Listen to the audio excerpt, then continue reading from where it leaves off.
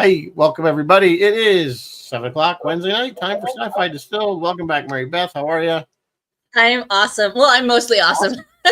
Mostly awesome. Mostly. Well, first of all, we have a heat wave here. I don't know if you have the same heat warning that we It's have. been in around the low 90s. Got up to today. Yeah, we've had a heat advisory. It is toasty here.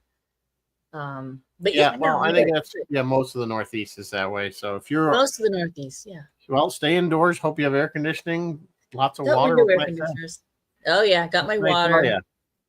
It is the joy July. of living in an old. It is July. July in New England when you live in an old house. It's not. I wouldn't consider this out of the ordinary heat for July. The humidity.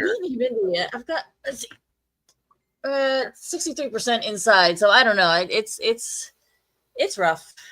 Oh, there's Phil. Yeah. Well, anyway, so we are continuing with our kind of obscure 70s sci-fi. This one came out after Star Wars, was a definite reaction to Star Wars. It was indeed it was. No matter how much the director said no.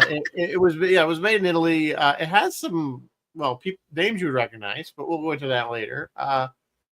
It's an interesting film if you've never seen it. So it is a doozy. But before we get into that, I think we have some bunch of news. I got a little bit of news. We've got some things we can talk about tonight. Tomorrow. So everyone who is listening, I need your opinion on something, although I think I've already asked you this. Strange New World starts tomorrow. Would you like Rizzo and I to do kind of a he said, she said, or a 3-minute review again? What do you guys think? Or do you just want the season to pass quietly and unnoted? We can do it either way. Starts tomorrow. It drops tomorrow. It drops tomorrow. I probably won't watch it till Fridays. But what I want to do was he said, she said, where I was going to give Rizzo 1 minute and me 1 minute. And Rizzo will say the things he doesn't like, which I'm will sure be most of it. And then I will try to defend it as best I can and say what was good. So I think that's fair. I think that's a fair. If that's I'm happy to do that. Did you watch the Dave Cullen video I sent you?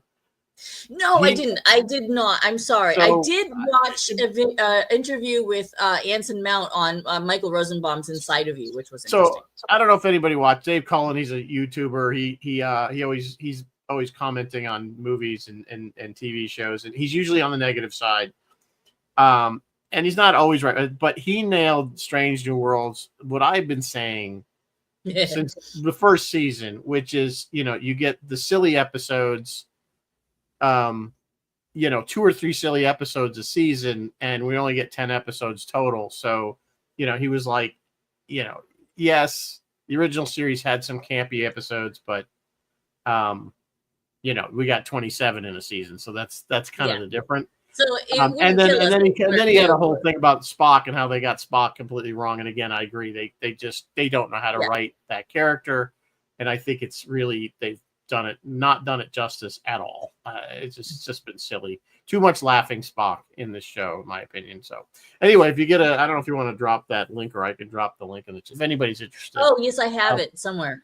Yeah, it should be in our chat somewhere. So yeah. I'll try to get it up while. So anyway, I thought that, but we'll see. Again, judging by what I've seen so far for trailers for Strange New World season 3, it's gonna be all not optimistic.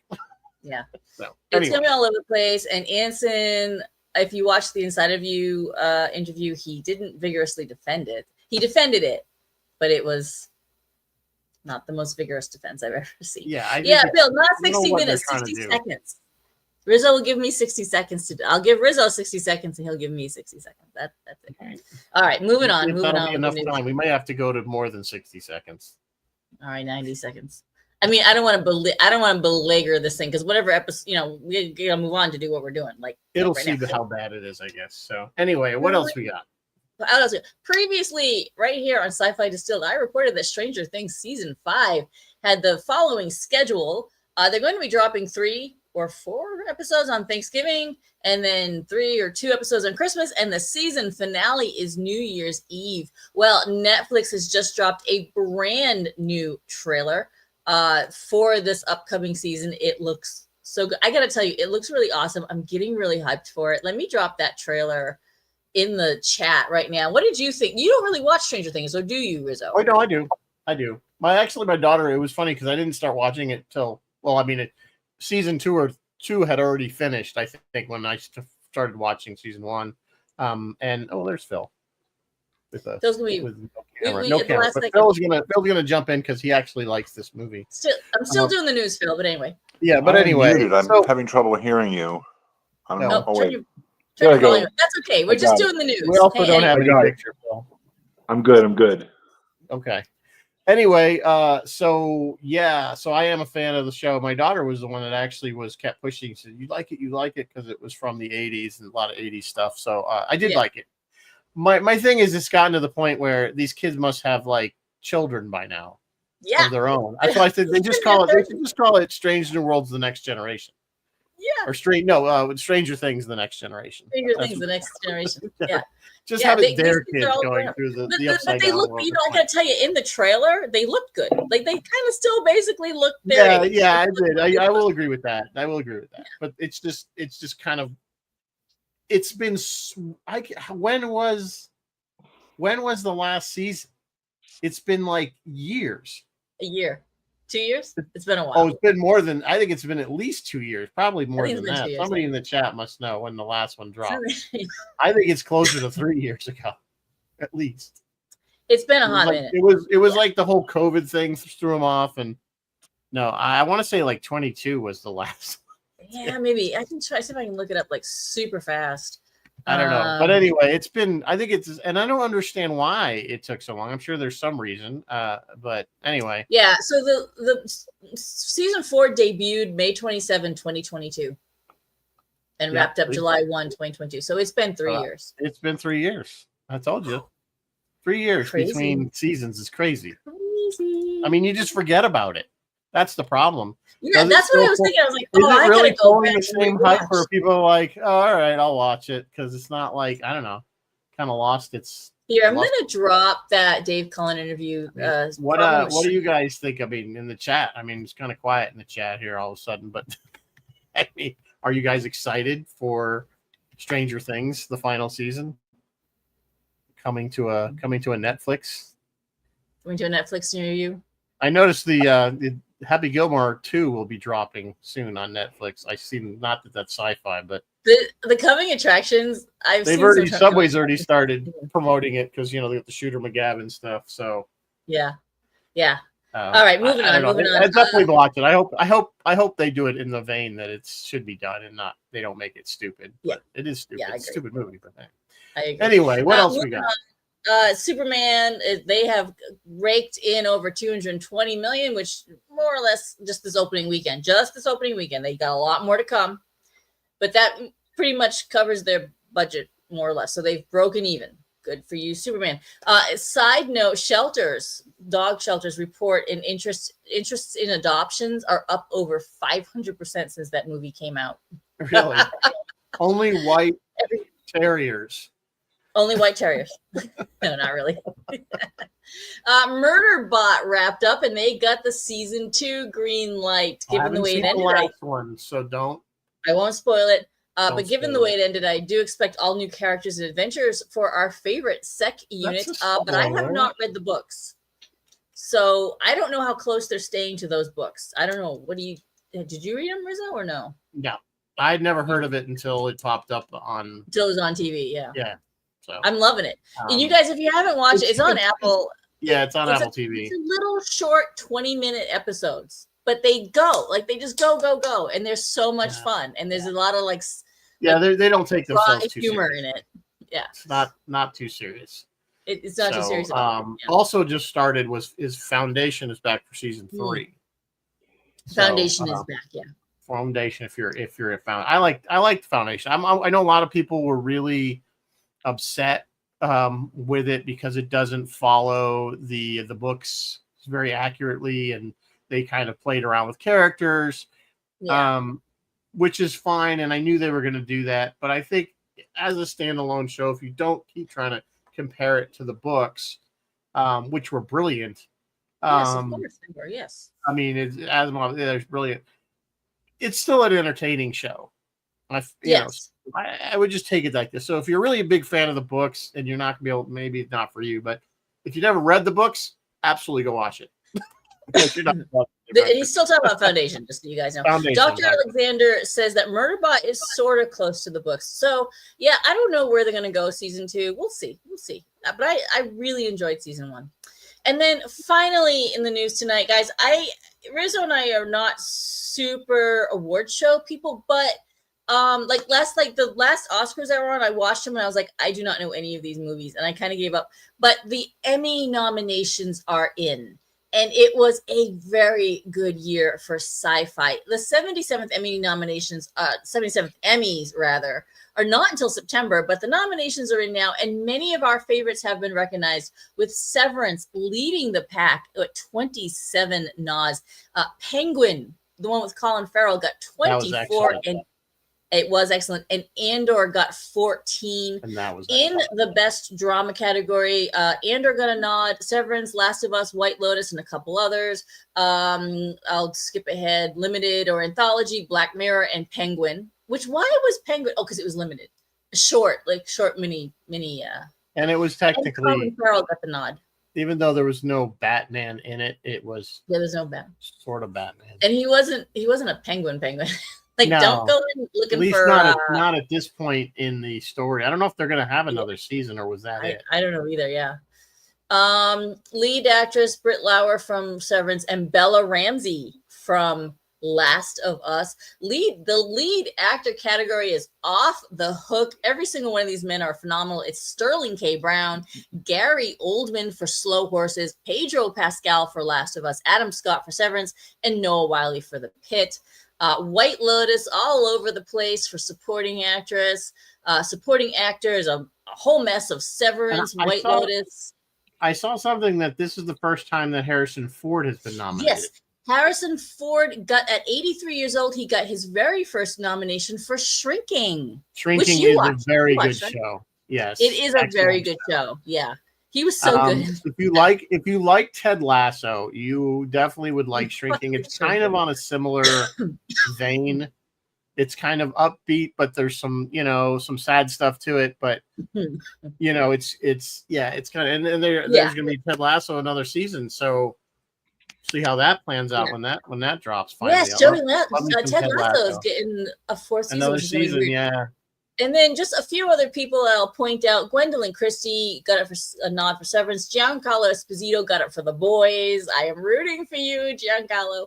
Joey Pants, that's right, Joey Pantaleone, and Jeffrey Wright both got it for The Last of Us. Forrest Whitaker got a nomination for Andor. Catherine O'Hara got a nomination for Last of Us. So, yeah, the sci-fi, all my favorite shows are all over the board, and I'm excited. This is the first time I'm going to be watching an award show in a couple years, because I haven't been watching. I still won't watch it, but I like this. I like when the shows I like. I know. I don't know. I'm just not an award show guy.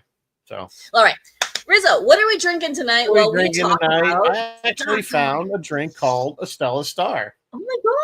Which the funny thing about the name is Stella, I believe in Latin is star. Is star. Her name is Star. Star. Well, they were saying the director apparently names all his female leads Stella. He's like a thing with Stella. That's the Italian. The guy that wrote it, rather. So anyway, it's a mango nectar, pineapple juice, very fruity, white rum, and cream of coconut. She is the star. Very tropical drink, not Italian at all. Delicious. But it could be good. So anyway, give it a shot. Right, so just so everybody knows what's happening, just before the show started, Phil started watching this movie and he was live posting me updates we're to this scene, I'm to this scene, and he was loving it. Phil, tell us what you think of Starcrash. It's a brilliant piece of film history. I believe, since it's award season, I believe Stella Star's bikini should win an award. Best costume or lack thereof. It was just incredible, and I love the close-ups. Now that you just explained about Stella Star, that reminds me so much of Manos: The Hands of Fate, which Manos, great comparison. But no, it was a lot of fun. But I think you watch this for a couple of reasons, none of which include the script. You watch it for the John Barry score. You watch it for to see your pieces of your MPC Space 1999 Eagle model kit stuck to the spaceships in this show, because you can identify them, and all the model pieces are still on the sprues on all the on the ship models. Yeah, I saw that. Yeah. And you watch it for the bikini, and that's basically it. It's just great.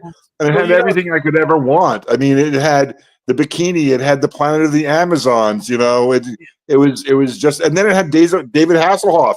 And in the middle of it, I'm like, now I'm falling in love with David Hasselhoff. So it's just one after the other. It was great. It was really great. He was before so there young was Knight Rider. Yeah, before there was Knight So, Rider. it's funny you mentioned talking about the bikini, because if you notice towards the second half of the movie, she's not as scantily clad. And that was specifically done because for the American audience, that they didn't think they could get this past TV censors, because they know it was going to be on television. So that was one of the reasons why in the later half of the movie, she's more in that kind of whatever the hell she's wearing. That gossamer thing, yeah. She's wearing a see-through raincoat. Yeah, she's wearing there's that point. And apparently when she was wearing that, she was having some rather strong intestinal distress. A couple of them. She was quoted in an interview saying it was a good thing she was wearing a plastic suit over that, because it oh my God. It could have been bad.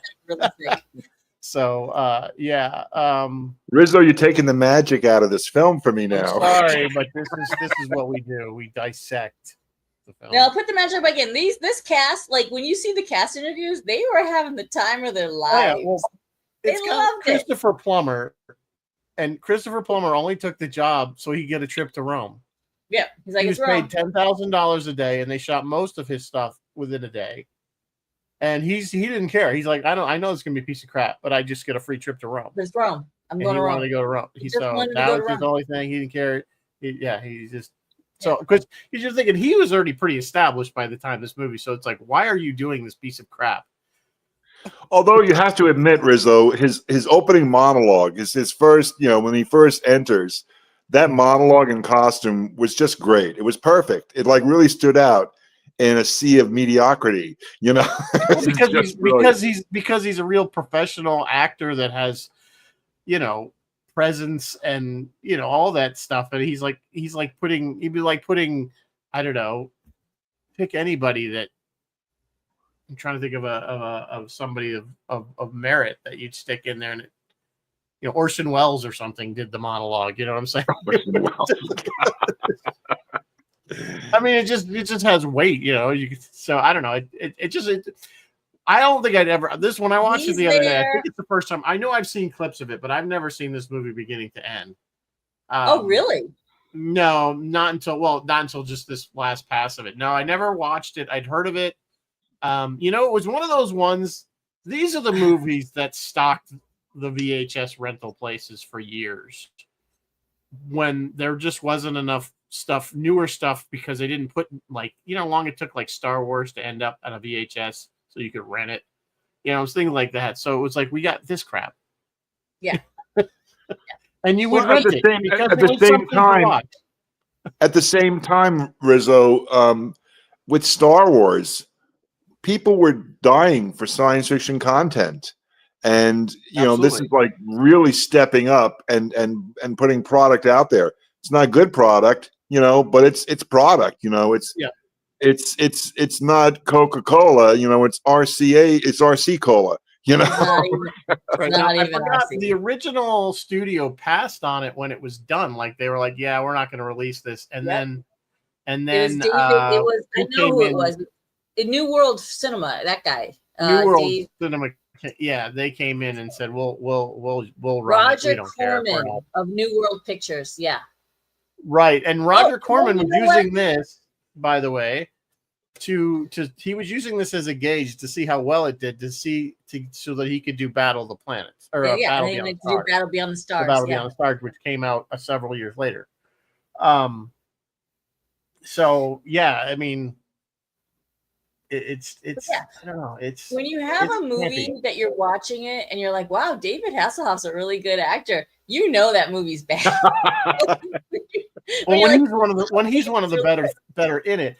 Him and what's his name? And Plummer. Plumber, yeah.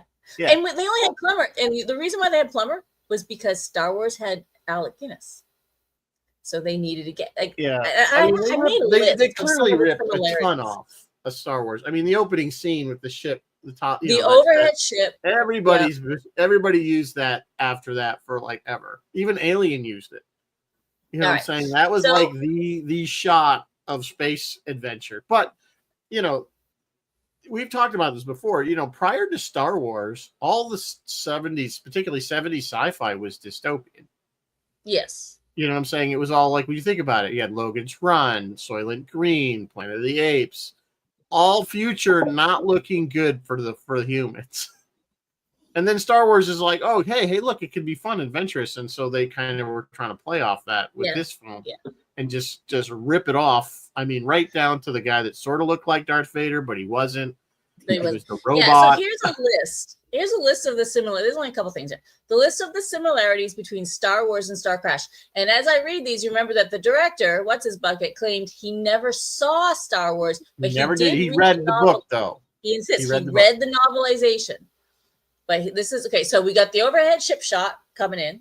We have a lightsaber, which by the way, many people enjoy this lightsaber better than Lucas's lightsaber because when it hit, there were sparks. Did you guys notice that? Anyway, moving on. We have our smuggler, so Han Solo and Stella Star. We have the one with special abilities who has the Force, our Jedi. So that would be Acton, whatever his name is, and our Jedi. We have the humanoids type robot with a neurotic personality. That would be C-3PO and L. We've got the bad guy in the cape, with or without a helmet and asthma. And then we have the ending battle. That ending battle, I don't know if you guys watch it, but some of the shots were shot for shot, what Lucas did. Like some of the fighting was shot for shot Lucas, which was interesting because they couldn't make their ships turn. Every single one of their ship shots flying through space, the ship could only go straight. Because they didn't have the capability to like. They didn't have the motion capture stuff. They just didn't have motion capture. Yeah. But they got those ending shots in the ending battle. I've seen a side by side comparison, shot for shot. This guy swoops this way. That guy swoops this way. We're going in on shooting on the thing. Like it's shot for shot. So there's no way that's coincidence, obviously. So somebody somewhere in the that's the Italian. This was all done by Italian teams. They all did it. So that's the Italians going. You know what? Clearly, we're ripping off. Let's use this as a template. Yeah. Well, the director maybe had some then they sprinkle in a little bit of Harryhausen. Right? And then there's Harryhausen in it. Like, does this movie know what it wants to be? Is it science fiction or fantasy or adventure or what is this movie exactly? I don't know. It was kind of funny. That's what I'm saying. It was all over the place. It was just all over the place. Stop action robot girl with big boobs. The robots had big boobs? I guess they did. Yes. No, not the two little pair, not the little twins. The big one that was that threw the sword and blocked the way. Oh, that one, yeah. It wasn't just big boobs, it was big boobs with spiky things on it. It was weird. So weird. Well, the director was a big fan of Harryhausen stuff, so he wanted that, and he basically had wanted what they wanted was Sinbad in space. So they got remember the Sinbad movies that, by the way, Carolyn Monroe was in one of those. He kind of wanted that same thing, but just put it into space. Yeah. That was where my confusion came in because I thought I had seen this movie and I was misremembering it because I had seen The Seventh Voyage of Sinbad with Carolyn was in The Golden Voyage of Sinbad. That's the one, that's the one. She did a bunch of stuff. I mean, she was kind of the sci-fi queen there for a while. She was like the really B levels, not a scream queen, but she'd always not scream queen, but she was like always in those. Put her in a bikini, stick her on stage, she made money. Hey, look, not for nothing. She was a beautiful girl. Oh, she's gorgeous. She was in the Spy Who Loved Me. Right. Yeah. Exactly. She was in the helicopter. She was a Bond girl. In the boat. When they were on the beach in the movie, I kept thinking, is this the same beach they shot Spy Who Loved Me on? It might have been. The actor. Go ahead. No, I'm just saying. I was going to comment. I was going to say the actor that we need to talk about because your brain will explode is Marjo Gortner, the guy who played Acton or Acton or whatever. Right. Oh my God. What a weird story this guy has. He was a what's the word when you're ahead of He's your married to Caroline, wasn't he? yeah, Or no. he was married to He was somebody. married to Candy. What's her bucket? Oh, the one that did the voice for Caroline. Yeah, because Caroline. all this was, when this movie was being made, Caroline was married to the guy playing Elle, the robot. That's not right. The guy That's who right. voiced The guy, him, not the guy playing. who voiced it. Right. The guy that was in the suit. Yes, you're correct. Yeah. That's right. But no, the guy we need to talk about is Marjo Gortner because, oh my God, what a story this man has. He, at 4 years old, he was, what do you call it? A child prodigy. That's what I'm looking for. He was a child prodigy and he could preach. And so his parents got him ordained as an evangelical minister or whatever at 4. And he would preach and preach and preach. And they did this for years. And somewhere in his teens or 20s, he kind of realized, oh my God, we're scamming people. This isn't right. And started coming clean about that. And it was such a wild tale, and maybe it was in his 20s, maybe it was a little bit later, but it was such a wild tale that they went ahead and made a documentary about it, and it won an Oscar. Like, it's just the wildest thing. I can't make heads or tails. And he had this whole career, like he had a whole Hollywood career when he gave up on. He made stuff up until almost 2000. He made stuff, yeah. And then he came clean. And no, the documentary about it was in the 70s and it won. Yeah. But unbelievable. Just, I couldn't. And the whole time in this movie, he has this, I've seen him like, and now I realize now that I'm looking, I'm like, okay, yeah, I think I've seen him around. But in this movie, he had such a, like, 1,000-yard stare. And there was like nothing preaching there. It was so weird. Yeah, they all did except for Plummer. They're like staring into the camera, and it's like they're trying to hypnotize you to not stop watching. Yeah, they voiced most of the voices were voiced over, primarily because they didn't want to fly people back to Italy to do the voiceover work. Why I did think they need Plummer. The only one that was the originals were Plummer, Hasselhoff. I can't think. There was another one that's in there that's not. That's his. There, I forgot which one it was, but the other female, the other chick running around there. There's only, but the rest of them are all, and it's so obvious. It's so badly done. Why were they dubbed? Well, they probably had to do it. Most films, the audio you're hearing isn't the live audio that when they shot it. Yes, I know that, but it's still they all go back and re-record everything. So my guess is they had to record it, otherwise you wouldn't have heard nothing. You know what I'm saying? Oh, it might have been. Of course, original. I think the original they had. Well, they wanted to dub it, I think, into Italian, but clearly they're not. It's not dubbed over because they're speaking Italian. Yeah, in a behind-the-scenes thing, they said they'd flub a line, and the director would say, "I don't care. We're gonna dub it anyway. It's fine. We'll use it." Yeah. They just don't care. I was going to say, Hasselhoff got food poisoning on this set. That's why there's the scenes with the mask, because it wasn't him. Oh, at the beginning? You know, when you first see him, he's wearing the gold mask. Oh, interesting. And because he was so sick, he couldn't do it. Food poisoning. Yeah, the other person you know, craft service table sometimes.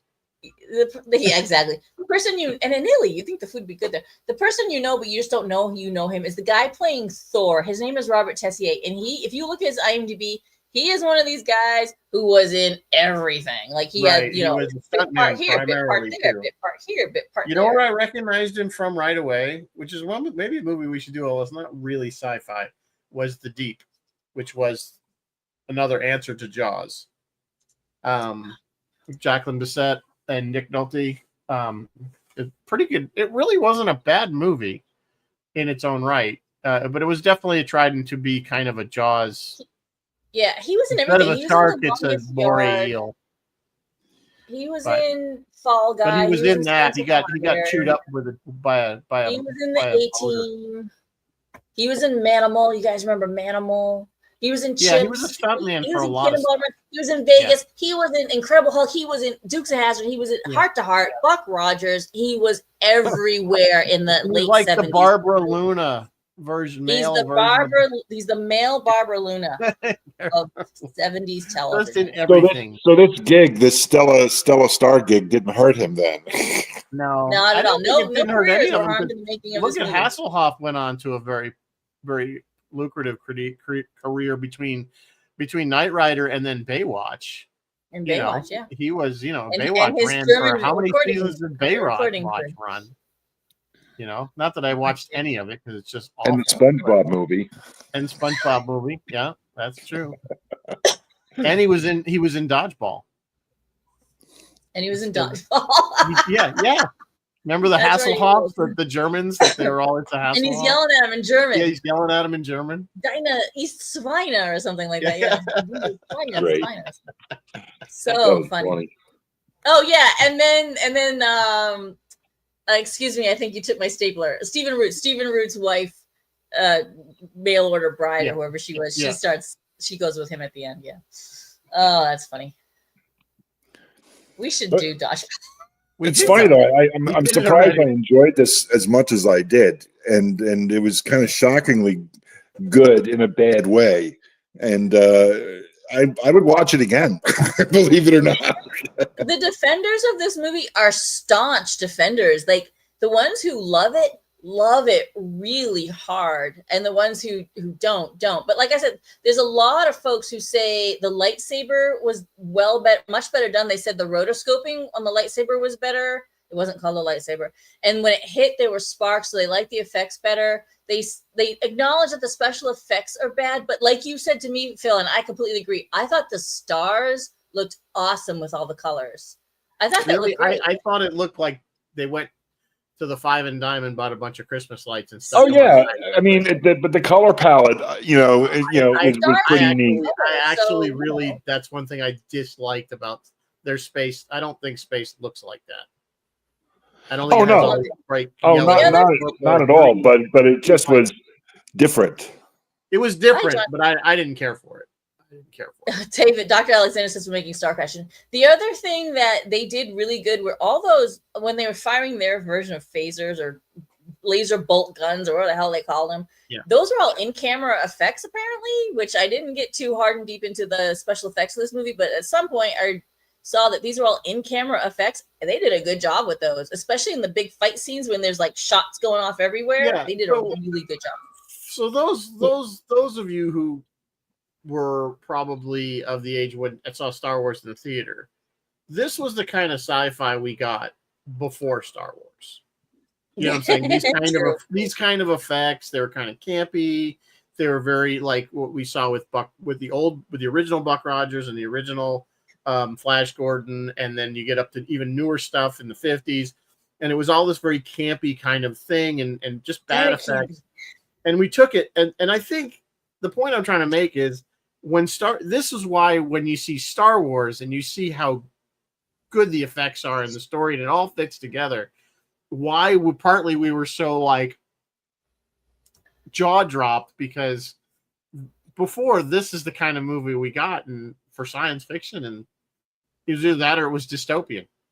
Well, the space adventures were always very campy. Yeah, the first thing that was serious sci-fi was probably 2001. You know what I mean?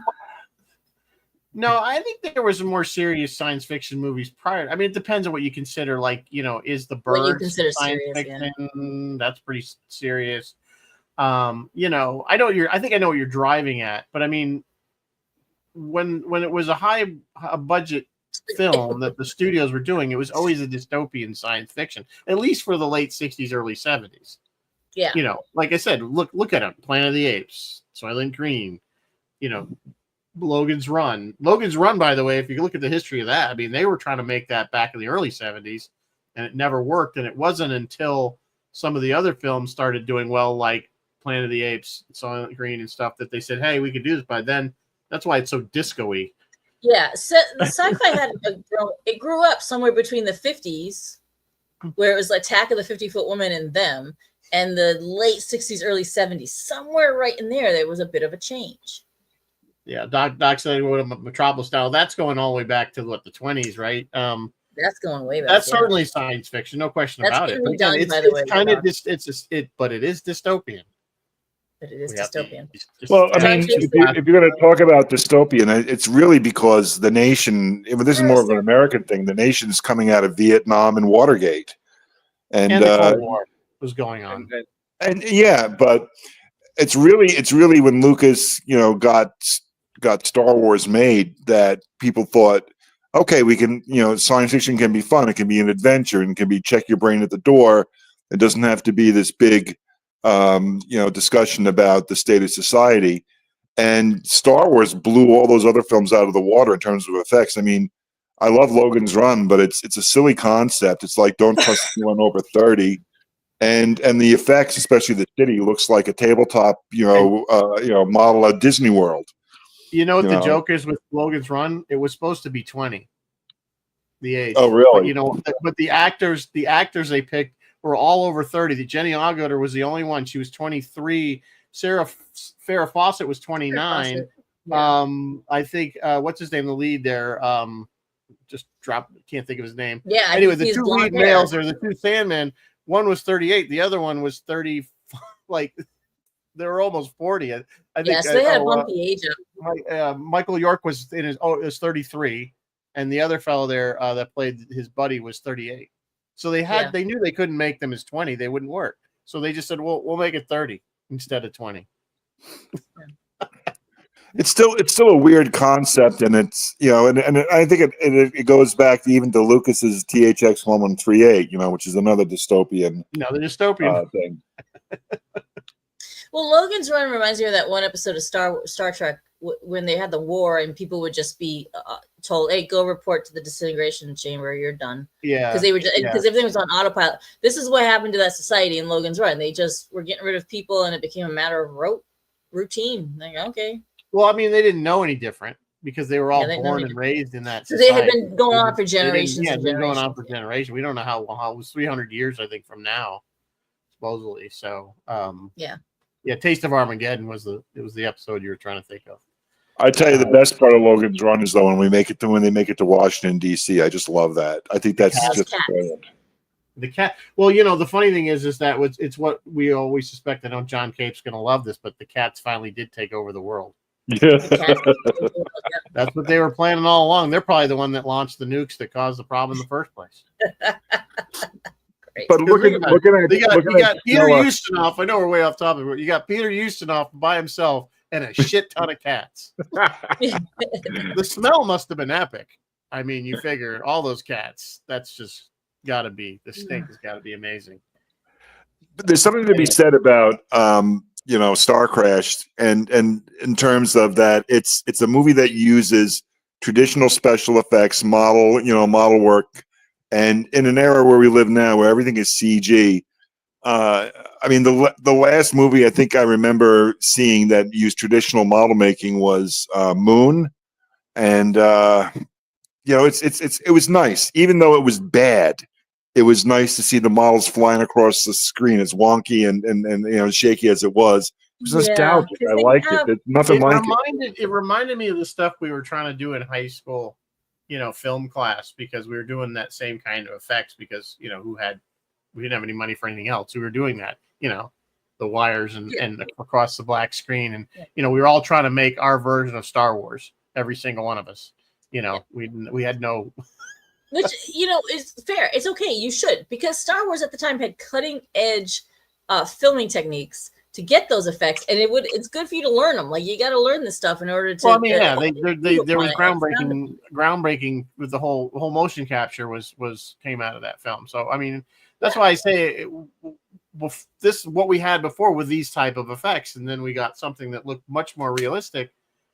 And... yeah, it was just a huge change all of a sudden. That's why you don't really have that impact today, because effects have gotten so good, especially with CGI. Sometimes you can't even tell stuff that's CGI, and they put CGI in stuff when it's not even needed, like just to change the scene a little bit, and you don't even know it. It's just seamless. Yeah. So, because there's too many cars in that parking lot, so we'll just digitally remove some, make it look better. Or the opposite, there's not enough. Put a few. There's not enough. We'll put some cars in there. Those little, or hey, this was shot in spring. Can you make it fall? Yeah, it's those little things. Little things, and it's like like we talked about this when we did Jaws. It's like, would Jaws be as good a movie today without the practical effects if they were able to do, the shark with the digital effects and stuff and make How it look are they more visually? realistic? No, Like, no, no. It wouldn't be the same film. Wasn't there a movie where the shark was digital and they were like in an underground base and then the shark became intelligent? What was that called? Oh, Megalodon. Well, Not I Megalodon. don't know about that. I don't know about that. Oh, but Deep Blue. The Deep one where Blue. what's his name is giving the speech and the shark just jumps up and eats him. Yeah. Okay. Yeah, I was thinking of the one with The Rock there, or with Dwayne. That there's the two. Yeah, the Meg, there's that one. the Deep- Meg I and the think Meg Deep too. Blue is the one. I actually enjoyed the Meg. I thought it was a fun movie. So I think we did the Meg we on this did it. show. Yeah, I think we might have done it. Yeah. So and there was. Did you guys ever do the 3D movie Star Hunter: Adventures in the Forbidden Zone? We've I think talked that's about one it. of Tim I've never Keller. done that. That's an '80s one. So maybe we'll do obscure '80s movies. It's just Mary Beth doesn't want to do it. What, you don't want to see Molly Ringwald and you want her science fiction and only that one had a pretty good cast too. And Starcrash and whatever the other one was. And I still have 2 more weeks of these bad movies to go. So just so I know give we're me a not break in between. we're gonna do because I know you guys have been asking for Battle Beyond the Stars, but technically that's 1980. So do you want us to fake it and call it 70s? And You could always do Starship Invasions. Battle Beyond the Stars for next week because that's what we originally. Really I noticed it's actually 1980? 1980. But it would have been filmed in 1979. So you know what? It probably was being filmed in 90. We'll call it 80s. And then You could do Starship Invasions. That was a really bad movie. There's a lot of bad ones out. We're not necessarily doing bad. But then we're going to wrap up the month of July with one of my favorites, which is Sleeper. So Woody Allen. Are we going to do Sleeper? Oh, awesome. All right. We're doing Sleeper because I think it's funny. All right, Battle Beyond the Stars and then Sleeper. And then bad 70s movies time is over, right? Yes. And then, then we hit August and we're off for 2 weeks because I'm off. Oh, you're off and then I'm going to Trek Hunter over because I got Star Trek Las Vegas and then I got Trek Hunter right after that.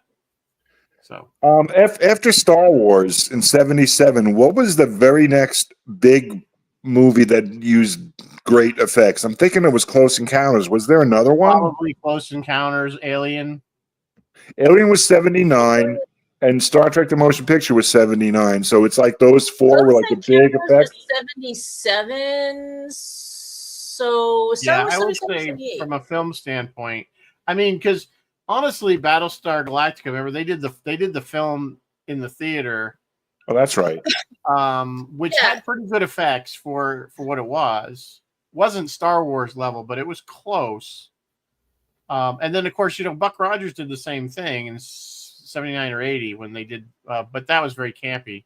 But they did the same thing where they released the pilot into the theater, and then it actually did well. So they're like, well, let's just make it a TV show. And that's what they can. Both are Lauren Michaels, right? How's it? Glenn Larson. Glenn Larson. That's what I'm thinking of. Yeah, they're both Glenn Larson. That's why the ships, like the Buck Rogers Starfighter, was going to be the Viper. Like it was going to be one or the other. So it's kind of interesting. But anyway, we're off topic again. But hello, welcome to our show. No, but it's like, but they were emulating that sort of effects, excellence that Star Wars, put on the scene and stuff. And those are the movies in my mind, including Galactica and Buck Rogers, that reached that goal, that had decent looking effects, even though they started using the blue screen.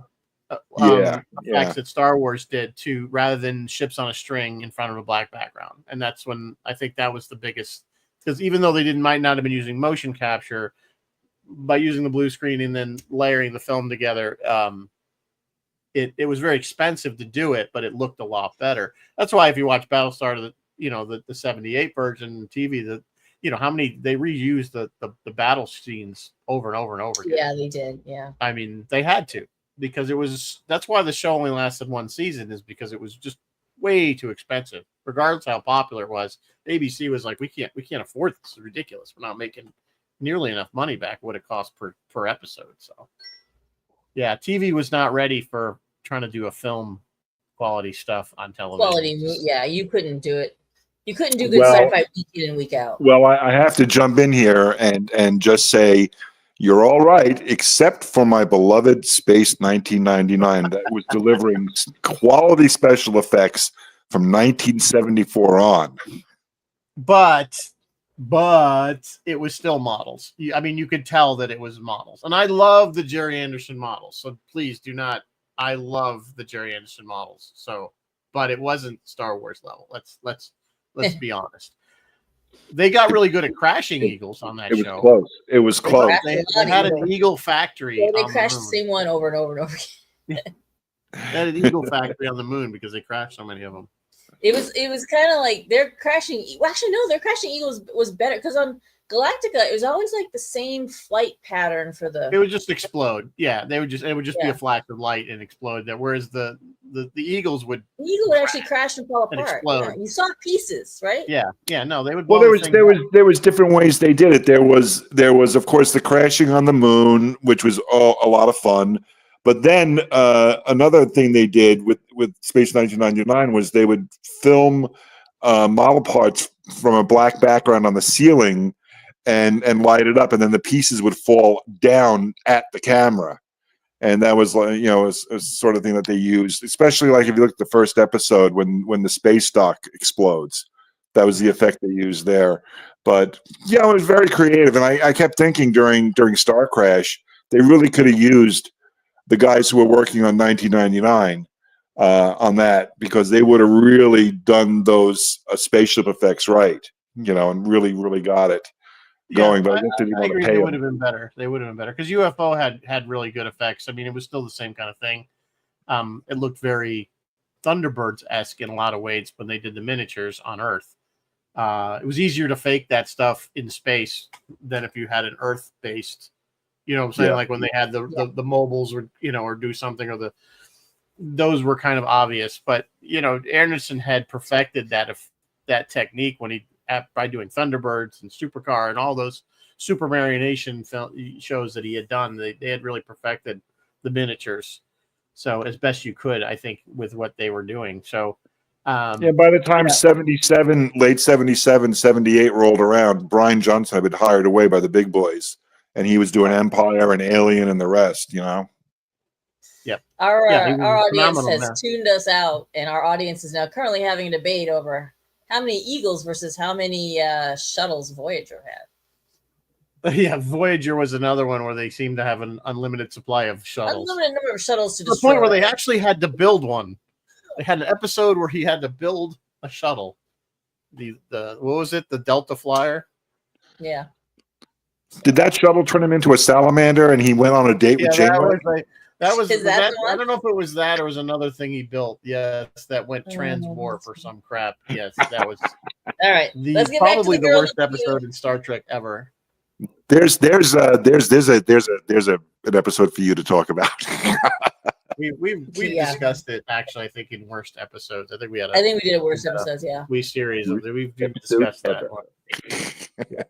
Well, until you got to Discovery, and then back to all bets were off. Caroline running around in a bikini, which just would change without even in the middle of a scene, not in the middle of a scene, but in the middle, like with no warning, it just would change. Like 1 minute she had on. There was a lot of continuity errors, and then suddenly it was like a full bikini, and then suddenly it was like a halter. There's a lot of continuity errors with her outfits. With her clothing, it's kind of the honestly, joke of the movie. I didn't care. I loved it all. Nobody cared as long as the less she was wearing, the better the movie was. Yes.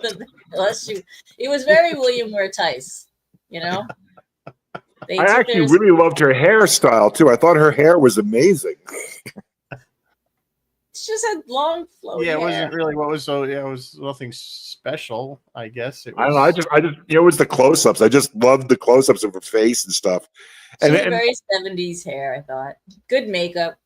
Whatever. I think that's what it was. John likes Hasselhoff's hair. Hasselhoff's hair was and it's soft, curly. His didn't change either. He never got rid of the 70s perm. He still has the 70s perm. He still looks like that. Working. It must be naturally curly. I imagine it is, yeah. But you could tell that was the look because it was the late 70s in that disco. Because even what's his name, Major there, had the same kind of do. Oh, Marjo, And yeah, he was now originally that character was supposed to be a hideous alien. yeah, But and he was like, "I'm not wearing refused to it." have makeup on or put, that any kind of prosthetic. So And the they're like, studio all right, was like, "All right, whatever, that saves us money, yeah, fine." yeah, exactly. Like they didn't care. They didn't They really didn't seem care. to They just care. rolled with it. I wish they Sounds would have like- bothered to like flesh out, like explain who he was and where he's from and why he had powers and abilities. Notice I'm Yeah, using they air didn't. quotes. There was a lot of things that they just kind of left on the table. Just left it like, Um, oh, you're. Well, do you think it could have been like a blank spot in the script, and while they were filming it, somebody said, "Hey, we have to make this work logically," and so they said, "Okay, say this." That's the way it There felt were to a me. couple lines that felt like they were tucked in for that, but I would have liked some explanation as to who Acton, whatever his name was, where he came from, what were these abilities he had, and why and how he had them. That would have been nice.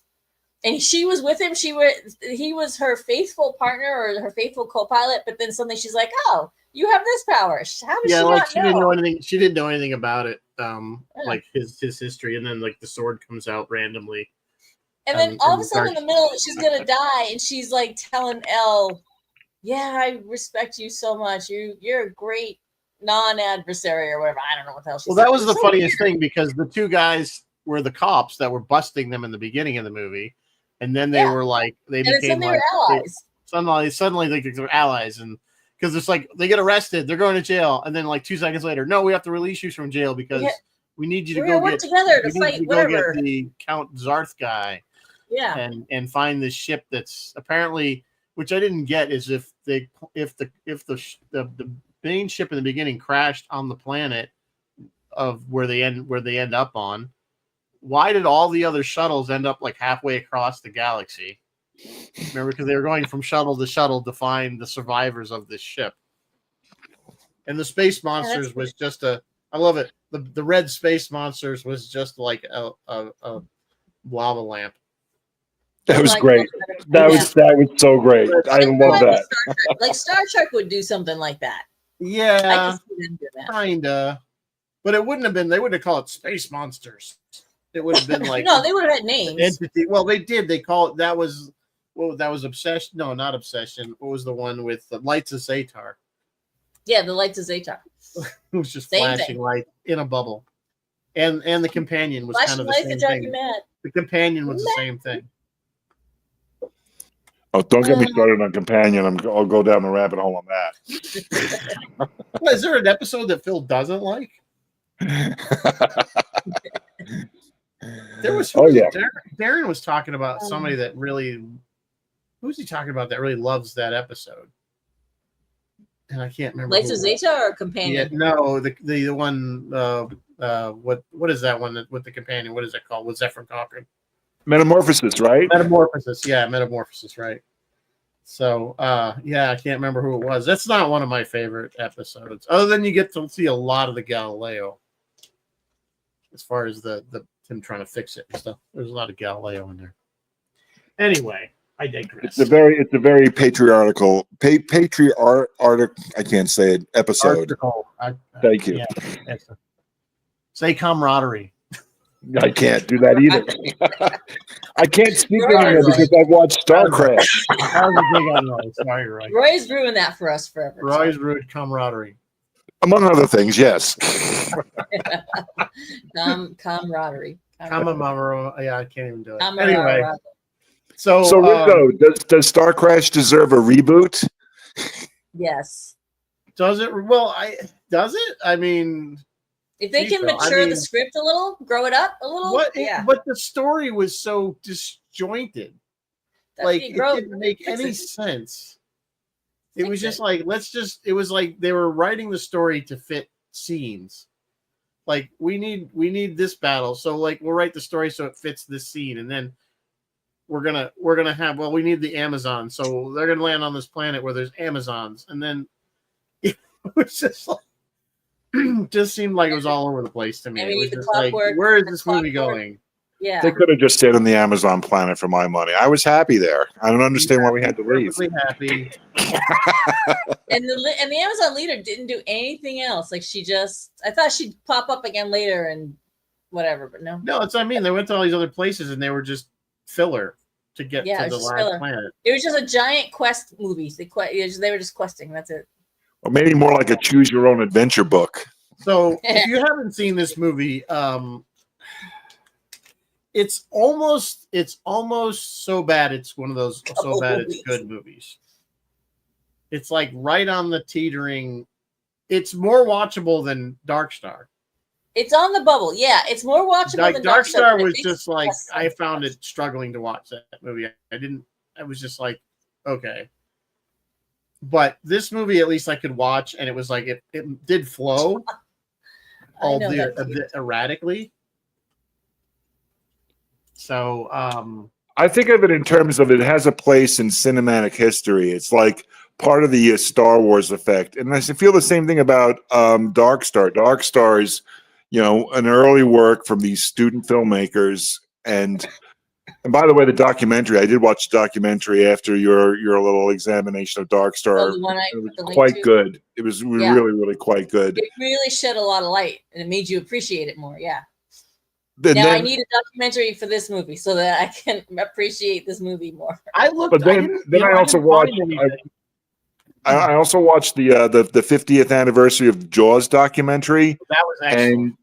And when I watched that, I realized that all these guys, Lucas and Spielberg and Dan O'Bannon and all these people, these were all people who, Carpenter, they all knew each other, and they all were like appreciative of each other's work and stuff. Like Lucas is like there going down to the set of Jaws, just to support him and stuff. Yeah. And these and guys, Spielberg they're would have like, been around then too. yeah, it's like what is it, the Rat Pack, of young directors, that sort of thing. And I don't know if that sort of brotherhood, or camaraderie, exists anymore, in terms of filmmaking. Who was it? Because it was somebody when Lucas was doing Star Wars, somebody came up with the idea for that opening crawl, and it was one of the other directors. I forgot who it was. Maybe somebody in the chat remembers. But there was one of the guys said, "You know what it needs? It needs this so that we have a setup."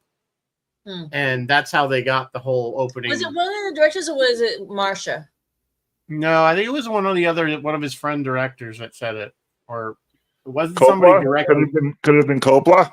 It might have been. I don't remember. I'd have to go back and look at one of the documentaries, but it wasn't Lucas's original idea. Whoever watched it, some of the dailies said, this needs context in the beginning so people get what's going on. And that's where that scroll came from, was that they put that in.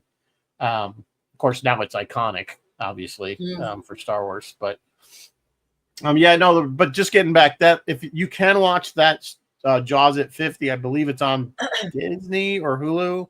One of the streaming services has it. You can watch it.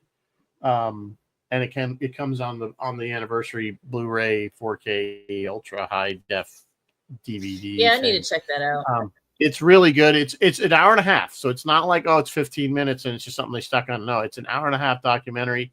And I knew a lot about Jaws before that, and I learned some more stuff about Jaws after that. Oh, wow. Yeah. In all fairness, there is a documentary on this movie on YouTube, but it's in Italian. And you can turn the subtitles on. That's fine. I just, for some reason, it didn't have the same impact. Like the information did not go into my brain quite the same way it would have had it been in English. But so yeah, I need to check out the Jaws documentary. That sounds good. It really is worth watching. Yeah, and I know it's on one of the major streaming services. And you get a sense of this group of directors, these young people, Spielberg and Lucas and Coppola and all of them, this whole crew, which, Dark Star is related to also. And I feel like that era in filmmaking just doesn't exist anymore. Now there's just too much at stake. There's too much money. Everybody wants an Avengers movie now, that sort of thing. So I miss it. I miss that sort of fun filmmaking, that fun you had with Star Wars and Alien and Close Encounters. They were all really spectacular, not because of the way the movies were, but because of the people who made them as well. Yeah, I mean, you're right, and I think the 70s, that especially the late 70s, from the mid 70s on, I would say there was a certain magic into the early 80s of filmmaking. That 10 years, 75 to 85, we'll call it. There was a 10 years of movie making there that really was quite special. And I don't think we've seen it. And I think partly is because we've gotten beaten down with so much special effects, and everybody thinks that that's, you know what I'm saying? It got to the point where special effects didn't make the movie, you know, like we needed good writing and good stories. Yeah, and we still need a story. I think everything is just so much flash now. And it's competitive because it's hard to get people to go to the theater. I mean, I get it. They're struggling. Theaters are struggling. And there's so much stuff on television, so there's not a lot of drive to go to the theater. And the writing tends to be better on television. There's a lot of good stuff on television. Yeah, there's a lot of good stuff. There's a lot of good stuff, as the Emmy list that I rattled off at the top of the show. So I mean, so I think, you know, are theaters dying? Probably. I mean, I don't know why. I mean, I guess unless you're going for the IMAX experience or something like 3D, which not a fan of. You know, what's the point? Air conditioning. Most people have really good setups in their homes. We're not watching it on a little 25-inch color television, and and on a tube that's standard definition with a speaker that big, you know. So we don't need to go to the theater. We got it in our home. Yeah, or then Hollywood delivers you something like Passengers, you know, which is like, I almost never, want to demand my money back. But after that movie, I was like, I should get my money back. I did see that movie. I saw that. I didn't go to the theater. I saw it like on HBO or something, or whatever it was on. I did see it. Yeah, it's kind of dull. It's just stupid. There's just so many stupid things that happen in that, and it just the movie made me very angry.